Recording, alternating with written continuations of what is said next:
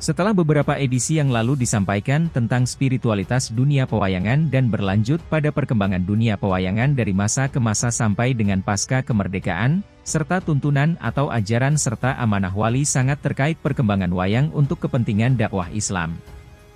Maka, kita akan memasuki edisi penjelasan tokoh pewayangan yang sering kita dengar. Sebagaimana diamanahkan bahwa bentuk lahiriah wayang kulit harus berbeda dan tidak membentuk manusia biasa, maka begitulah wayang kulit itu dikembangkan sampai dengan saat ini. Tokoh pertama yang akan disajikan adalah Semar.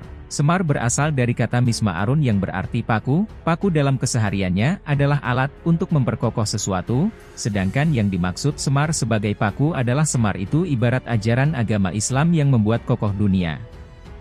Islam menjadi paku dunia jika ajaran-ajaran di dalamnya dilaksanakan manusia.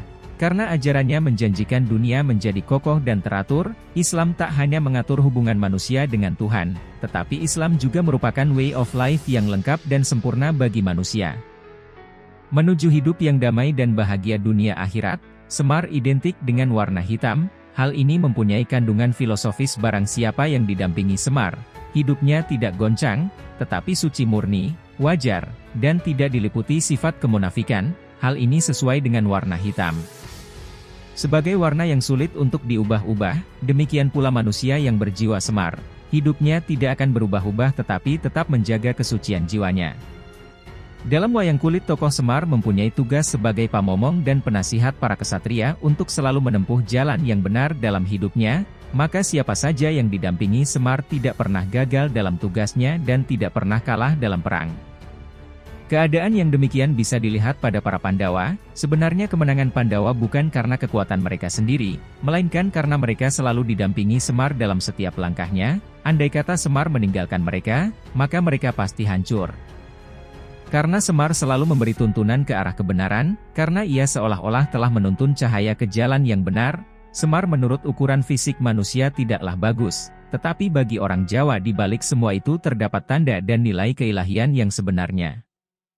Karena cita-cita keindahan dan estetika manusia dengan sendirinya tidak memadai dengan yang benar-benar ilahiyah, maka munculnya Semar dalam wayang Jawa menunjukkan pengertian yang mendalam tentang apa yang sebenarnya bernilai pada manusia bukanlah wujud yang kelihatan.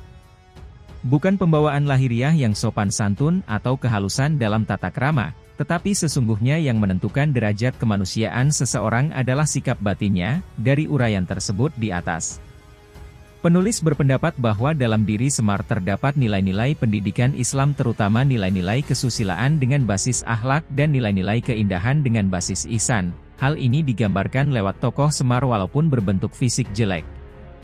Tetapi ia menjadi panutan kesatria sebab ia berperilaku benar dan selalu menunjukkan atau menasihati ke arah kebenaran, sehingga kesatria mempunyai jiwa suci murni, jauh dari kemunafikan dan goncangan batin.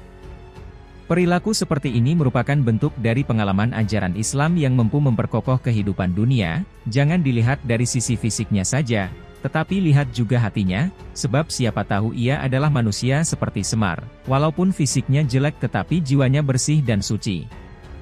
Hal ini sesuai dengan hadits berikut ini, dari Abu Hurairah R.A. berkata, Rasulullah Shallallahu Alaihi Wasallam telah bersabda, sesungguhnya Allah tidak melihat bentuk badan dan rupamu, tetapi dia langsung melihat, memperhatikan niat dan keikhlasan dalam hatimu.